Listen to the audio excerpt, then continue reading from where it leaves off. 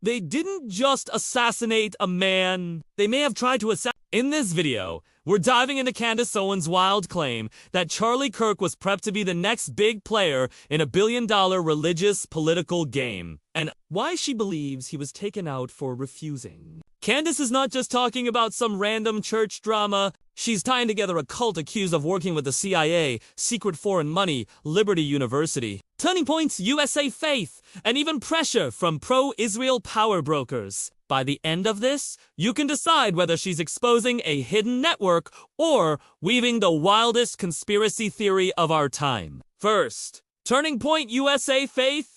Candace says TPUSA, once a straight political youth group, has been taken over by its new faith branding, and not in a good way. In her view, the message slowly shifted from debates about free markets and campus censorship to non-stop religious language that doesn't feel like genuine Christianity, but like a controlled religious product behind the worship nights and sermons. She claims insiders started trying to build Charlie Kirk into a kind of messianic figure, the face of a new Christian movement, fronting a money machine. The fear, she says, is that faith is being used as a marketing tool to pull in tithes, donations, and loyalty, while the real agenda is hidden.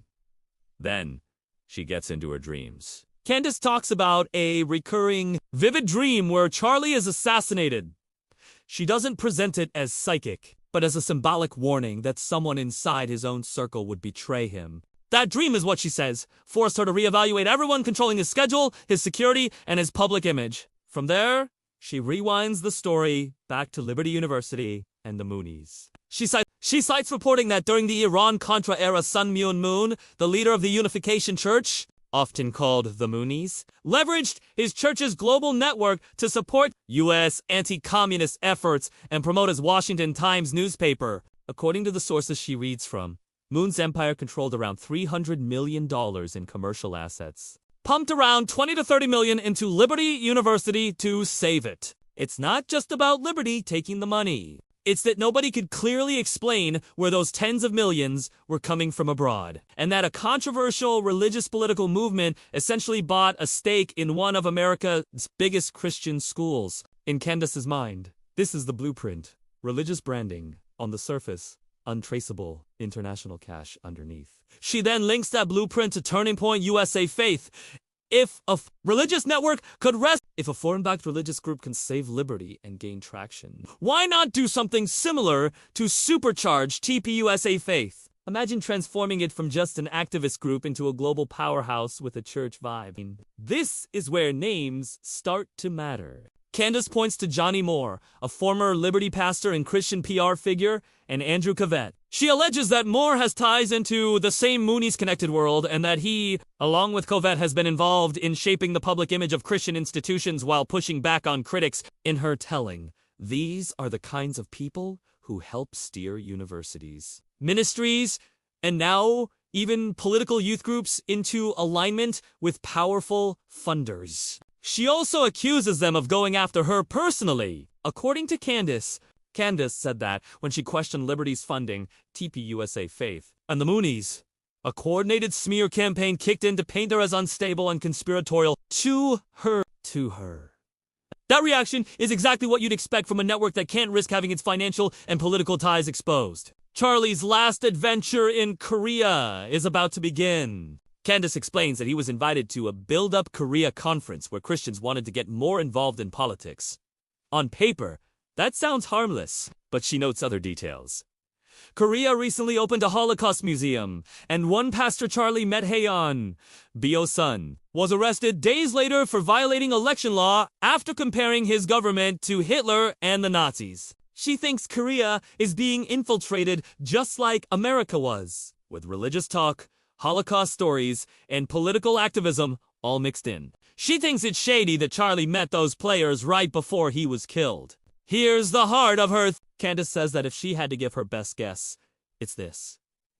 An offer came to Charlie to basically become the new Moon to Turning Point into a multi-billion-dollar structure in real estate, commerce, and politics, backed by military and top politicians, as long as he didn't ask where the money came from. His job in that deal would be simple: keep the operation afloat. Keep shaping young minds, keep using the name of the Lord to legitimize it, and never look too closely at the funding. According to Candace, Charlie refused. If you're one of his lieutenants dreaming of that payday, she argues that refusal could be enough motive for betrayal and for arranging his assassination. Layered on top of all this is the Israel angle. Candace says she and Tucker Carlson were labeled enemies of the state of Israel by a Likud connected figure for pushing an America First foreign policy. She treats that label as a warning shot to anyone on the right who dares criticize Israeli policy or the Israel lobby. She then highlights Megyn Kelly's experience.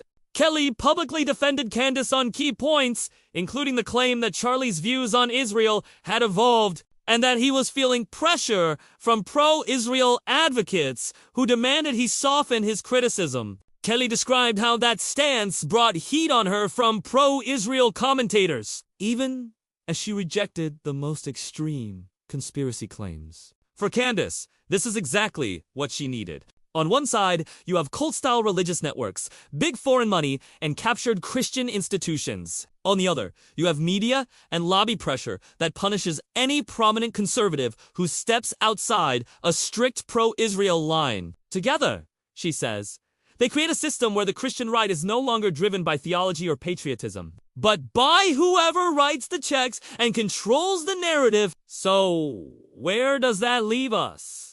In Candace Owens' story, Charlie Kirk wasn't just a commentator who died. He was a man who refused to become the frontman for a global religious political machine. A machine with roots in the Moonies. Tentacles and liberty in TPUSA Faith and allies inside the Israel lobby and Christian media. And she believes he paid for that refusal with his life. Whether you see this as a damning expose or a grand conspiracy, it raises a brutal question. Who really controls the institutions, influencers, and faith movements shaping the next generation? And what happens to the people who say no? If you made it this far, drop your thoughts below.